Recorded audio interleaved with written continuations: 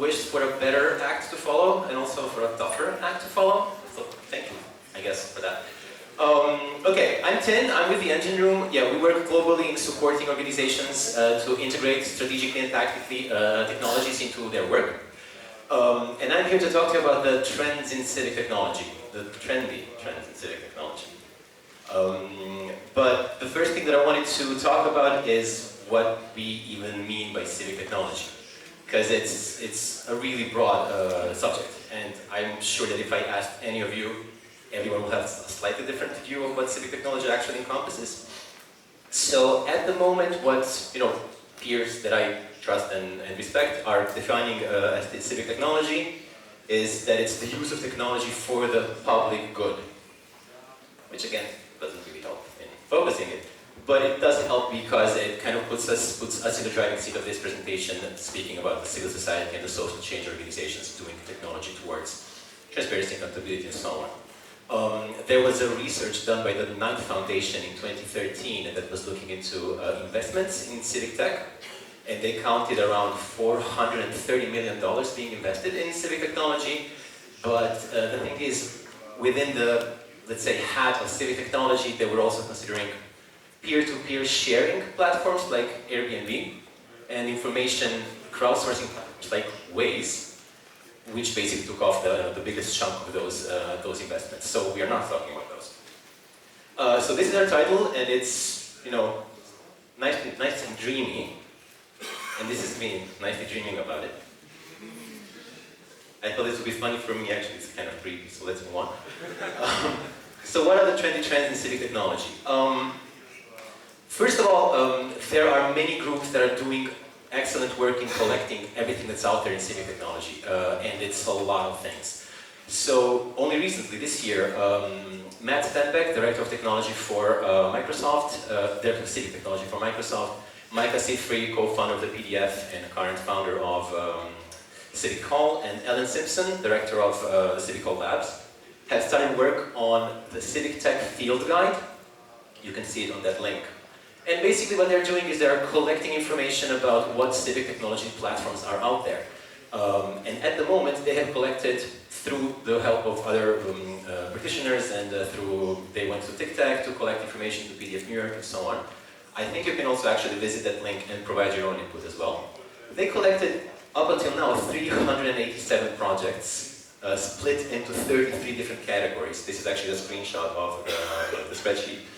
And you will see there's a lot of overlap. There are many projects working within the same categories, like crowdsourcing, constituent to government communications, and so on.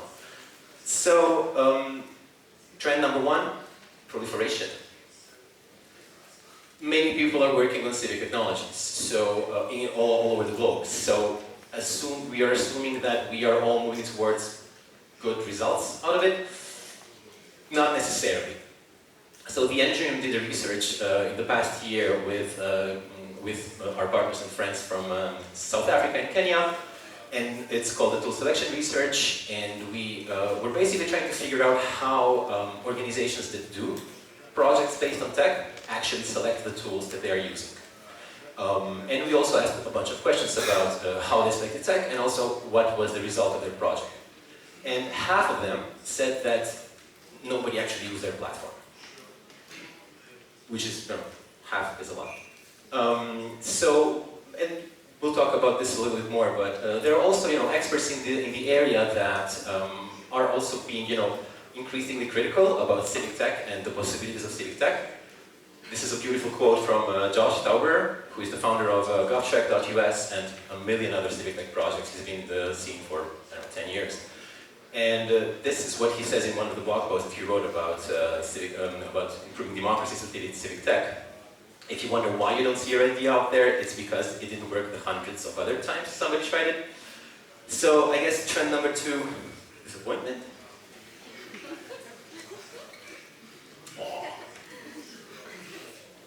So, there are silver linings and there are things that can be looked into on why things are not working.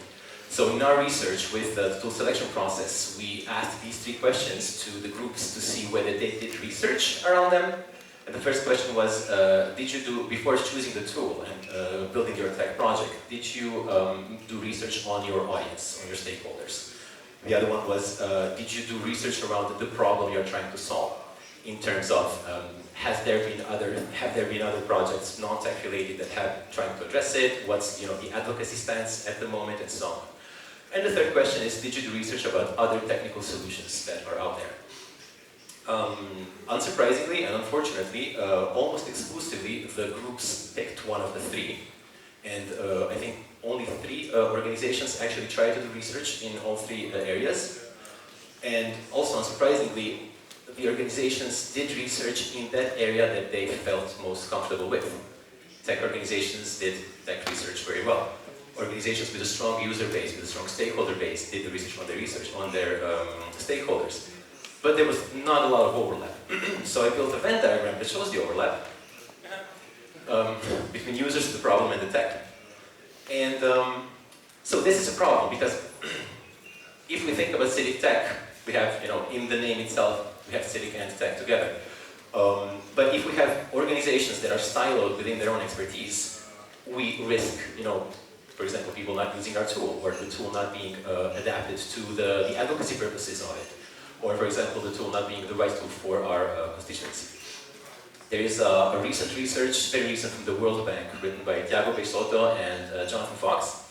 They were analyzing how ICT projects that were enabling citizen engagement with governments, when those projects would actually have an impact on improving governmental accountability around those projects. Like, when is it that institutions actually care? And they found out that tech projects can help with the capacity of institutions to implement change and to act upon what is being collected, but only if they already care about it. In the cases in which a tool was built that showed a real problem, but there wasn't an open door in the institutions, the uptake was minimal. Many projects failed, even if they had strong points and strong advocacy. Since there was no door towards the institutions, nothing really came to fruition. And I see that as encompassing within the problem bubble, the ability to have open doors, and the ability to open doors towards institutions and being able to talk on the advocacy level. So theoretically, we can't afford to not have all 3, but we also probably can't afford to have all 3, like literally, with the money. It takes a long time and a lot of expertise to actually become experts in one of these 3 areas. And as much as we all would like to, be riding unicorns and throwing money at people, that's not usually the case. And sometimes those finite resources we do have, if we want to focus them on an area of expertise that's not ours, for example, in a tech project where we as an organization don't have enough of expertise to allocate those resources properly, we might just waste those resources because we don't know exactly how to spend them. A moment of silence for the raccoon.